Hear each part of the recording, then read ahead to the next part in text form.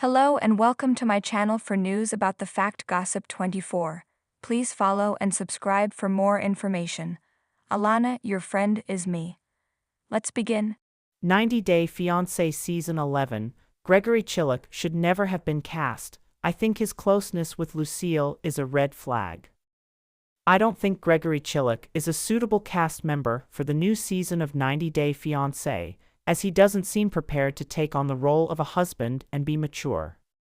Gregory, a 35-year-old New Yorker, recently featured on 90 Day Fiancé Season 11 with 26-year-old fiancée Joan Khrushchev, who is a director of a non-profit organization. The couple first met when Gregory was traveling in Uganda and crossed paths with Joan. Despite not having many similarities, Joan was drawn to Gregory, and the couple eventually got engaged. Gregory applied for Joan's K-1 visa to bring her to America so they could marry and continue their relationship. However, I don't think he is fully prepared for marriage because he still prefers to live like a bachelor with his mother, Lucille.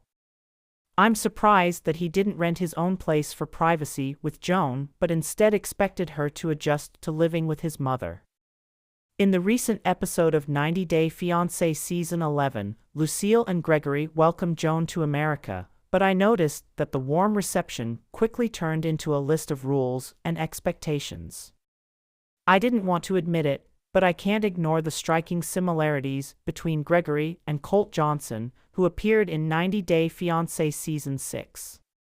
Colt, who was in his early 30s, brought Larissa Lima from Brazil to the United States to live with his mother, Debbie Johnson, expecting Larissa to adapt to their living situation. Much like Larissa, Joan is apprehensive about moving in with her mother-in-law. It appears that both Colt and Gregory weren't ready to take on the responsibilities of being a husband, as they were too preoccupied with being overly dependent on their mothers. Debbie immediately assumed that Larissa was a gold digger and never gave her a chance to prove herself.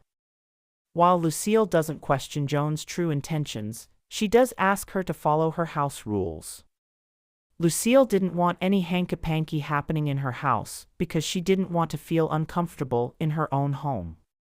Just like Colt, I believe Gregory is playing it safe and avoiding taking sides to stay in the good graces of both his mother and fiancé.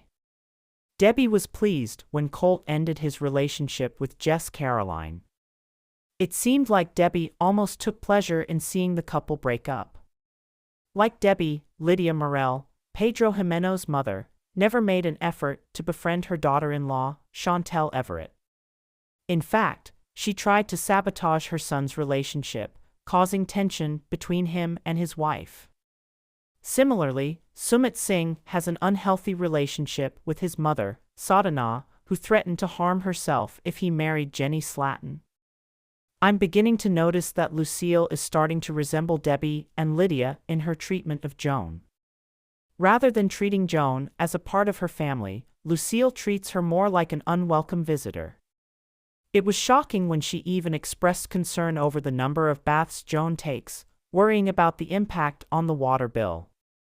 Even more surprising is Gregory's lack of intervention to address his mother's behavior.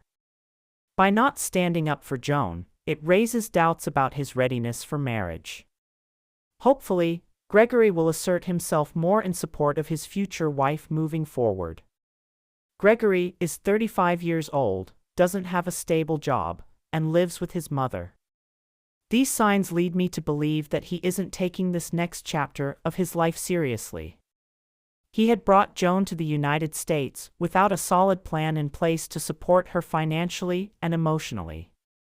Joan appears to be a practical person who finds it strange that she can't have privacy with her future husband and must follow her mother-in-law's rules. I hope that I'm mistaken and that Gregory will mature in the coming episodes of 90 Day Fiancé.